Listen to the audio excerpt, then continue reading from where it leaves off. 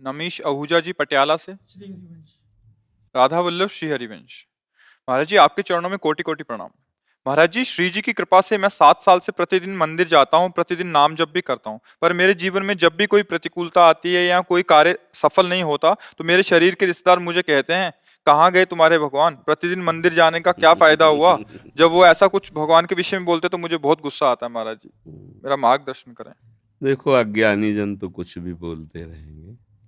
अभी मंदिर जाना या कुछ भी सत्कर्म करना नई खेती है, पर माल तो पुराना ही खाना पड़ेगा। अभी जो पूर्व स्टॉक है गोदाम में वही चलेगा। फसल आगे वाली जब आएगी तो उन जो भी प्रश्न करें कि मंदिर जाते हो तो क्या हुआ, तो किसान पहले खेती तैयार करता है, फिर बीज बोता है, फिर सिंचाई करता है, महीनों सेवा करता है, खूब पैसे लगाकर उसे बल प्रदान करता है खेती को।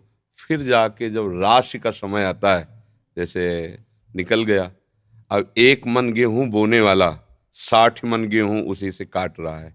अब जब 1 मन गेहूं फेंक दिया और दूसरे दिन उसके पास रोटी के लिए नहीं, अब उसे कोई उपहास करे कि बेवकूफ़ है ये, फेंक के आया 1 मन, कम से कम पिसवाता तो 1 हफ्ते चलता, क्या करेगा वो 1 मन। तो चुप रहो, 4 महीना चुप रहो, इसके बाद वो 1 मन 60 मन तुम्हें जब देगा तब उसको बताना कि ये देखो 1 मन फेंका था, अब 60 मन आया है। तो अभी आपका मंदिर जाना, भगवत आराधना करना, ये नया कर्म है। ये जब फलीभूत होगा तब तक पता नहीं वो देखने वाले रहें कि ना रहें क्योंकि कोई भी खेती तत्काल नहीं होती ना। तो इसलिए बच्चा, ये सत्कार्य है। सत्कार्य कभी व्यर्थ नहीं होता। जब असत कार्य नहीं बिना दंड दिए रहता तो सत्कार्य तुम्हें मंगल किए बिना कैसे रह सकता है। हाँ, ये जरूर है कि पूर्व जन्म के हमारे कुछ ऐसे कर्म हैं जो हमें भोगने ही पड़ेंगे। हाँ, तो इसमें कभी भगवान पे अश्रद्धा न करे।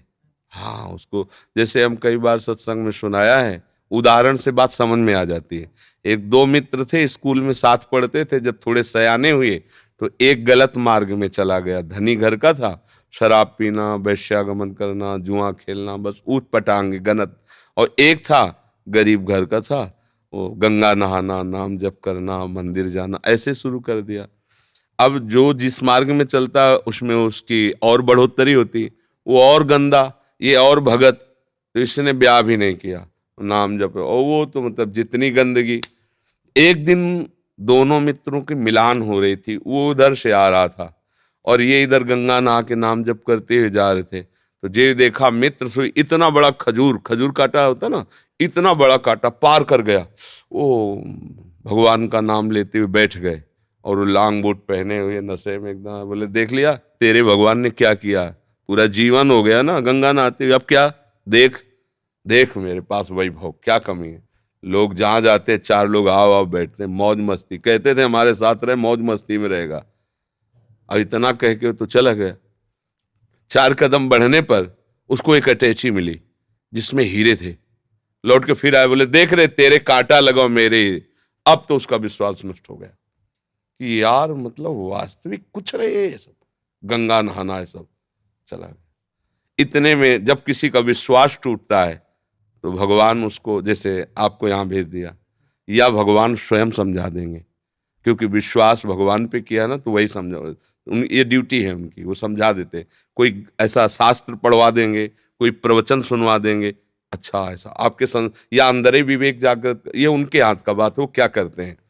भगवान एक ब्राह्मण के रूप में वयोवृद्ध तपस्वी, अरे बेटा तुम्हारे कांटा लग गया क्या, राम राम। बोले, नाम मत लो, पूरा जीवन हो गया नाम लेते हुए, हमको क्या मिला। वो हमारा मित्र है, शराब पीता, व्यभिचार करता, नाना प्रकार के, और देखो उसे अटैची में, यहाँ भोजन की व्यवस्था नहीं, पूरा जीवन हो गए। बोले, पहले कांटा निकाल लेने दो। भगवान थे, सर से कोई पीड़ा नहीं। कहा, बेटा तुम देखना चाहते हो कि उसको ऐसा क्यों है, तुम्हें ऐसा क्यों है। तो जैसे टीवी चल दे ना सीरियल, ये देखो, चिप लगा दे तो पूरा सीन, और उसको पूर्व जन्म का सीन दिखाई देने लगा कि ऐसा भयानक पापाचरण पूर्व जन्म किया था, इस जन्म में इसी क्षण सूली की सजा मिलनी थी। उससे पूर्व में राजा लोग सूली की सजा देते थे। सूली के एक भाले जैसा यंत्र ऊपर से जाके छोड़ दो, गुदा द्वार में ऐसे घुस जाए, वो तड़पता हुआ कितने घंटों में, मतलब बहुत बुरी मृत्यु, बहुत बुरी मृत्यु, जैसे क्रूश की सजा, गाड़, बहुत बुरी मृत्यु। वो तुम्हारे इस भजन के प्रभाव से सारे पाप नष्ट हो गए, एक खजूर के कांटे में निकल गया। अब तुम्हारे पाप नष्ट हो गए, अब ये पुण्य और पीछे का पुण्य दोनों मिल रहे हैं। आगे चलकर तुम्हारी ऐसी उन्नति होगी जो सदा सदा के लिए सुख प्रदान करेगी। और इसका पूर्व जन्म का इतना पुण्य था कि इस समय इस प्रांत का ये राजा होता, पर इसने व्यभिचार करके पाप करके सारे पुण्य नष्ट कर दिए। अब इसको जो एक अटैची में हीरे जवाहरात मिले खाली, बस समाप्त उसका पुण्य। इसको जहां भोगेगा तहां पूर्व का पाप और अभी का पाप जब मिलेगा तो ऐसे ब्लास्ट होगा कि देखने लायक नहीं रहेगा ये। अब उसको विश्वास हुआ कि हाँ ये बात, बोले तो कभी हम नहीं छोड़ेंगे भजन। बोले हाँ, भजन व्यर्थ नहीं होता। वर्तमान में देखा जाता है कि सत्य से चलने वाला, भजन करने वाला दुखी हो सकता है, और गंदा आचरण करने वाला बढ़िया पर ध्यान रखना, वो बढ़िया तब तक है जब उसका पूर्व का पुण्य चल रहा है। जहां वो खत्म हुआ फिर देख लेना क्या बढ़िया है। हमने कई बार सत्संग में भी बताया कि एक पूर्वाश्रम में जब हम थे तो वहां आते थे ठाकुर राघवेंद्र सिंह, थे भी ऐसे ही के एकदम 20 आदमी राइफल लिए उनके पीछे चले, जब जैसा मन है जिसको जूते से पिटवा दिया, जिसकी माई बहन की तरफ गंदी दृष्टि उठवा लिया। और उनका भाई सुरेंद्र राक्षस समझो, ये मतलब कोई कथा नहीं कह रहे, घटना, हसिया से काट देता था बड़े बड़ों को चीर। और बड़े बड़े अधिकारी वो जमींदार उनके यहाँ मतलब महल बना हुआ, आज भी महल बना हुआ है उनका। समय जब गिरा तो बड़े वाले को एड्स, राघवेंद्र सिंह को, अब मुंह छुपाए, कानपुर में दवाइयां चल, वो मरा। जे ही मरा तो विरोधी जनों ने चील की तरह छोटे वाले को नोच डाला, वो मरा। अब सारी जागीर में केवल बहुएं, वो भी खेत नहीं जुत सकते क्योंकि हजारों को पीड़ा दी थी ना। परती पड़े, परती माने कोई जमीन में अन्न नहीं उपजा सकता, खाने को दुर्लभ है, कोठी में रहते हैं, कोई सहयोग करने आ गए ना।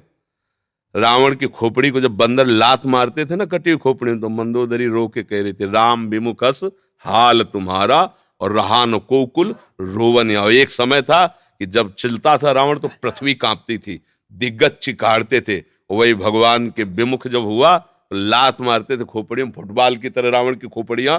हाँ, राम विमुख हाल। तो हम लोग क्या वर्तमान को देख करके अंजाद लगा लेते हैं गलत है या सही।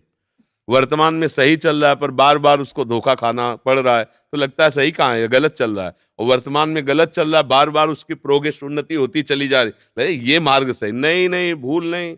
सत मार्ग कभी गलत नहीं हो सकता और गलत मार्ग कभी सत्य नहीं हो सकता, और सत्य की कभी पराजय नहीं है। थोड़े दिन देखो, पांडवों को वनवास हुआ लेकिन हस्तिनापुर का चक्रवर्ती सम्राट का अभिषेक महाराज युधिष्ठिर को ये हुआ, काट के फेंक देंगे पूरा परिवार कौरवों का, है ना। थोड़ी दिन के लिए दुर्योधन दुशासन सब फूल रहे थे, वो बेचारे कष्ट पा रहे थे वन में, लेकिन परिणाम भगवान श्री कृष्ण और धर्म जिसकी तरफ है, जय उसी। तो थोड़े दिन कष्ट मिलना कोई मतलब बुरी बात नहीं, परिणाम बढ़िया हो ये बात देखें। थोड़े दिन मौज मस्ती हो, परिणाम तो फिर परिणाम। अब मौजे मस्ती में तो जेलें भरी है, ये जेल काहे भरी है, यही भरी है। बुद्धि भ्रष्ट हो गई, गलती कर दी, आजीवन सजा, आजीवन कारावास। भैया कभी अपने विश्वास को विचलित मत होने देना, है ना। वो ऐसी शक्ति हमें देना दाता, मन का विश्वास कमजोर होना। कहीं से भी बात हो, अपनी बात, अये हे प्रभु मुझे ऐसी सामर्थ्य दो कि आपके प्रति कभी मन का विश्वास कमजोर न होने पाए। ये माया करेगी, लोग ऐसा उपहास करेंगे बड़े भजनानंदी मन के, हो गई ना किडनी फेल दूसरे के लिए बपली कह रहे, हो गई ना किडनी फेल क्या। अब ये प्रोग्राम पीछे का चल रहा है नहीं? हमारी नई खेती है, ये देख लो नई खेती है। आप नौजवान राधा राधा ऑफिसर रैंक के लोग नौकरी छोड़कर बाबा जी बने बैठे, ये हमारी कमाई है और ये हमारे पीछे की कमाई है। पूर्व जन्म का कोई पाप, माँ के गर्भ से ही ऐसी रचना की किडनी की कि अब जाकर कोई फेल हो गई। ये गर्भ से ही होता है, पॉलिसिस्टिक किडनी डिजीज, ये एक रोग होता है जो माँ के गर्भ से इसकी रचना होती है, ये वंशानुगत आता है। तो किसी के कहने से क्या है भाई, सब संसार में अपने अपने मन से चल रहे, वो कुछ भी बोल सकते, भगवान को गाली दे सकते, ले भगवान को गाली दे, तो किसी के मुंह में नहीं लगना, अपनी बात समझना है। बड़े भाग्यशाली हो जो तुम मंदिर जाते हो धर्म भाव में। शराब तो नहीं पीते होगे? हाँ, पीना भी ले, हाँ कोई भी तो समझता, ठीक।